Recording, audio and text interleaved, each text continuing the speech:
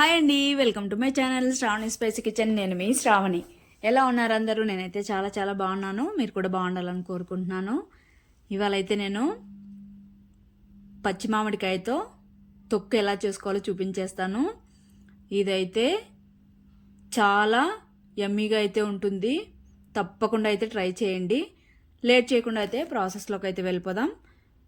ముందుగా అయితే కడాయి పెట్టుకొని మంటనైతే సిమ్లో పెట్టుకోవాలి. 1/2 స్పూను మెంతులు వేసుకొని దోరగా వేయించుకోవాలి. అటు మాడకూడదు, అలానే పచ్చిగా కూడా ఉండకూడదు. దోరగా అయితే వేయించేసుకోవాలి. మాడాయనుకోండి టేస్ట్ కూడా చేంజ్ అయిపోతుంది. అసలే అందులో మామిడికాయ తొక్కు కాబట్టి మంటను లో ఫ్లేమ్లో పెట్టుకొని దోరగా వేయించుకోవాలి.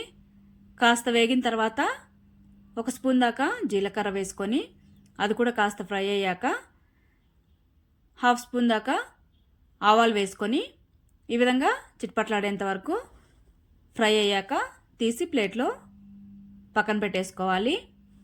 తర్వాత అయితే నేను ఇక్కడ 3 మామిడికాయలు అయితే తీసుకున్నాను. బాగా నీట్గా అయితే వాష్ చేసేసుకోవాలి, జీడు అదేమి లేకుండా. తర్వాత నేను ఇక్కడ చూపిస్తున్నట్టుగా అయితే కట్ చేసుకొని మీడియం సైజు ముక్కలుగా కట్ చేసుకోవాలి. పైన స్కిన్ అయితే పీల్ చేయాల్సిన అవసరం లేదు, అలానే వేసేసుకుంటే బాగుంటుంది టేస్ట్ అయితే. ఈ విధంగా అయితే మీడియం సైజు ముక్కలు కట్ చేసేసుకోవాలి. అన్నీ కట్ చేసేసుకున్న తర్వాత అయితే పక్కన పెట్టేసుకోవాలి. ఇప్పుడైతే ఒక మిక్సర్ జార్ తీసుకొని అందులోకైతే మనం వేయించి పెట్టుకున్నాం కదా జీలకర్ర, ఆవాలు, మెంతులు, అవి మొత్తం ఇందులోకి అయితే వేసేసుకోవాలి. వేసుకున్న తర్వాత మీ కారానికి పట్టి కారం అయితే వేసుకోవాలి. నేనైతే ఇక్కడ 2 స్పూన్ల దాకా వేస్తున్నాను. తర్వాత 1/2 స్పూన్ దాకా పసుపు వేసుకోవాలి. అలానే మీ రుచికి తగ్గట్టు అయితే సాల్ట్ వేసుకొని ముందుగా అయితే మిక్సీ పట్టేసుకోవాలి, మెత్తడి పొడిలాగా. నేను ఇక్కడ చూపిస్తున్నాను చూడండి, ఆ విధంగా అయితే మిక్సీ పట్టేసుకోవాలి. ఈ విధంగా మిక్సీ పట్టుకున్న తర్వాత ఇందులోనే వెల్లుల్లి వేసుకోవాలి. వెల్లుల్లి అనేది ఎక్కువగా వేసుకుంటే ఇంకా చాలా బాగుంటుంది. ఎంత ఎక్కువ వేసుకుంటే అంత బాగుంటుంది. నేను క్వాంటిటీ తక్కువ కాబట్టి తక్కువ వేశాను. తర్వాత మనం కట్ చేసి పెట్టుకున్న మామిడికాయ ముక్కలు కూడా వేసేసుకొని కోర్సుగా మిక్సీ పట్టేసుకోవాలి. అంటే ఆపి పల్స్ ఇచ్చి ఈ విధంగా అయితే మిక్సీ పట్టేసుకోవాలి.